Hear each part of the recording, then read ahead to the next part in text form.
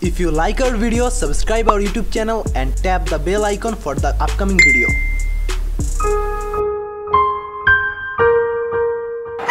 Oh, it's a good shot. Yes, out. India একটা shot. Bangladesh match sure জিতবো sure. রাখতো রাখ।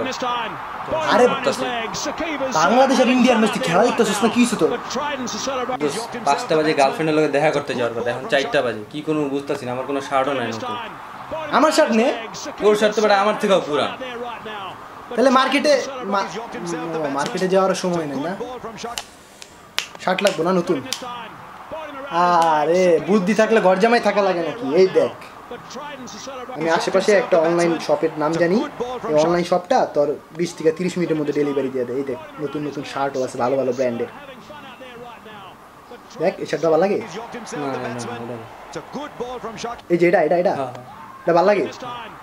এই দেখ নিচে কি আছে, তাদের সেল নাম্বার দেওয়া আছে, ঠিক আছে? তুই সেল নাম্বারে ফোন করে সিরিয়াল নাম্বারটা বল, বাসার অ্যাড্রেস বললে তারা সেল সিলিংয়ে পাঠিয়ে দিবে। একটু এক্সট্রা চার্জ দেওয়া লাগবে, সমস্যা নেই, কিন্তু বলবি তুই 30 মিনিটের মধ্যে। নাম্বারটা ওটা দেখ 01 টাকা দেখ, ঠিক আছে? হ্যালো এক্সকিউজ মি, একটু তিনজন ফ্যাশন। ইয়েস, আরেকটা দাঁড়া তুই কর ভাইয়া আমার একটা শার্টের দরকার, এই যে 37 নাম্বার। ভাই আবার আধা ঘন্টার ভিতর লাগবে। ভাই আধা ঘন্টার ভিতরে এক্সট্রা চার্জ দিবি? হ্যাঁ, অ্যাড্রেসটা লেখেন 29/4 সেকশন ডি। হ্যাঁ, মিরপুর ঢাকা। হ্যাঁ প্লিজ কাইন্ডলি একটু 30 মিনিটসের ভিতর। হ্যাঁ এক্সট্রা চার্জ দিয়ে দিবি? তুই সেলস দিয়ে পাঠাইছিস? সেলস প্ল্যান পাঠাবেন, আমি এক্সট্রা চার্জ দিয়ে দেবো, সমস্যা নেই প্লিজ ভাই। হ্যাঁ কাইন্ডলি হইছে জামালা মিটমাস। এবার খেলা দেখ মাম্মা, বাংলাদেশ যদি জিততে যায় না মামা, সেই মামা দোস্তরা টিপ দিমু দোস্ত। আরে ছাড়, বাংলাদেশ জিতলে আমি তোর টিপ দিই। ইয়েস,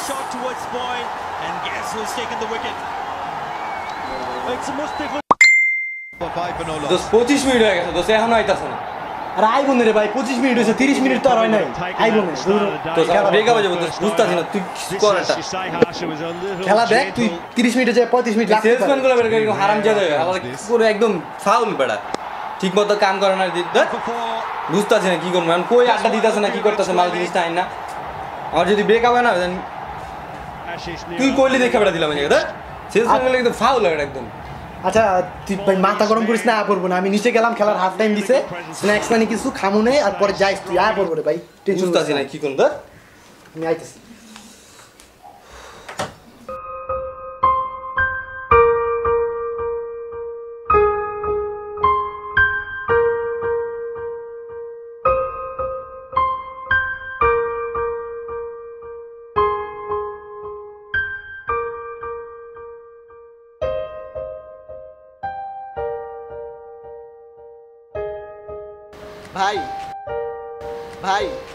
ভাই একটু সাহায্য করবেন ভাই?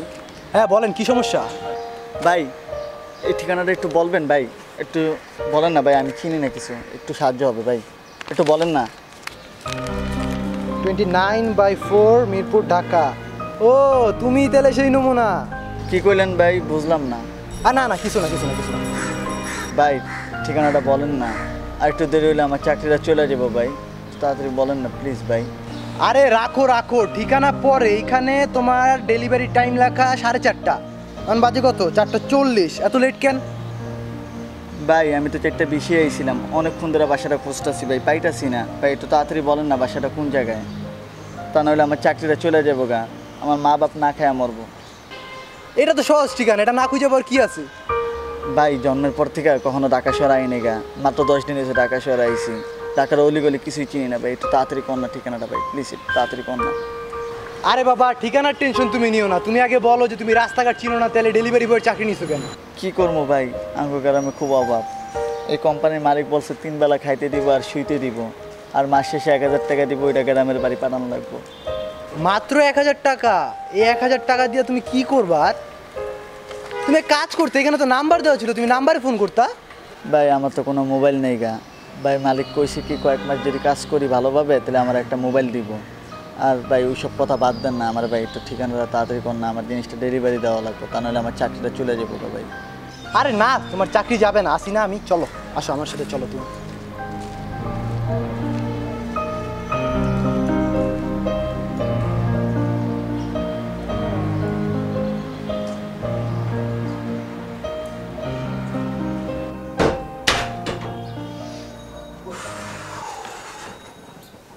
কি ব্যাপার তুমি দাঁড়ায় আছো কেন তুমিও বসো আসো বসো আরে নিচে না এই যে এটা সোফা বসো এই জায়গায় বসো সেলসম্যান আইছে ওই ফকিনির বাচ্চা তুই কই ছিলি এতক্ষণ হ্যাঁ আরে বেটা তুই গায়ে বল নেই আমার ব্রেকআপ হয়ে গেছে তুই জানোস তুই গায়ে দিছিস ফকিনির বাচ্চা হারাম আরে তোর চাকরি যদি আজকে না খাইছি না ইচ্ছা করে যদি আজকে আমি না খাইছি ইচ্ছা করে করে নাই আমারে কইছি ইচ্ছা করে করে নাই ফকিনির বাচ্চা তুই আজব বেটা কোলাম ইচ্ছা করে করে নাই তুই শোন আমার কথা এবার ওর না আধা ঘন্টা ডেলিভারি দেওয়ার কথা এতক্ষণ লাগে কি লেগে তুই আমার কথাটা শোন চুপ আমি যা বলি শোন ওই ইচ্ছা করে করে নাই কাজটা ওই ঢাকার শহরে নতুন হইছে ঢাকার শহরে নতুন হইছে ওই রাস্তাঘাট কিছু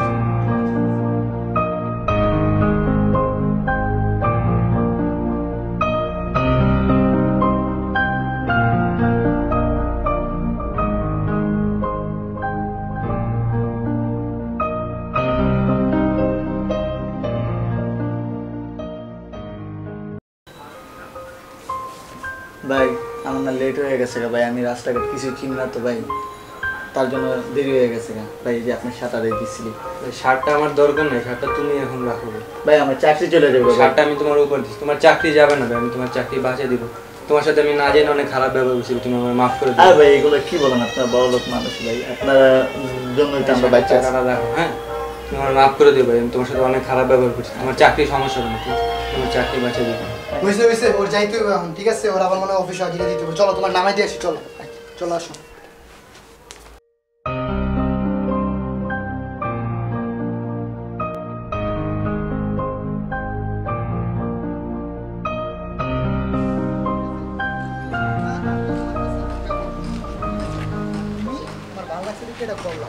আর শোনো এখন তো তুমি যাইবাই গা তাহলে এক কাজ করো তোমার তো কোনো ফোন নাই কইলা আমার ফোন দিয়া তোমার মার কাছে একটা ফোন দাও কথা কও না ভাই কথা কম না আরে কথা কও সমস্যা নেই কথা কও না ভাই আপনার ফোনে টাকা কাটবো আরে আমার ফোনে অনেক টাকা আছে কত টাকা নষ্ট করি তুমি কথা কও এই ঢাকা শহরে কেউ কারো ফোন দেয় না আমি দিলাম কথা কও সমস্যা নেই নাও কথা কও নাও কথা কও সমস্যা নেই ভাই একটু রাখবেন আচ্ছা রাখি তুমি কথা কও যাও কথা কও সমস্যা নেই যতক্ষণ মন চায় কথা কও তুমি হ্যালো মা কেমন আছো মা আমি তোমার সাগর বলতেছিলাম ও সাগর বাজান আমি ভালো আছি তুই কেমন আছো মা আমি অনেক ভালো আছি মা অনেক ভালো আছি তুমি খাইছো মা হ্যাঁ আমি খাইছি তুই খাইছ এই তো মা আমি এখন মুরগির মাংস দিয়া ভাত খাইতাছি অনেক মজা কইরা মা তুমি চিন্তা করো না আমার জন্য কোনো আমি মাস শেষে টাকা পাঠাবো গ্রামে তুমি ওই টাকা দিয়া ডাল ভাত খাইও আমার জন্য তুমি কোনো চিন্তা করো না মা কোনো চিন্তা করো না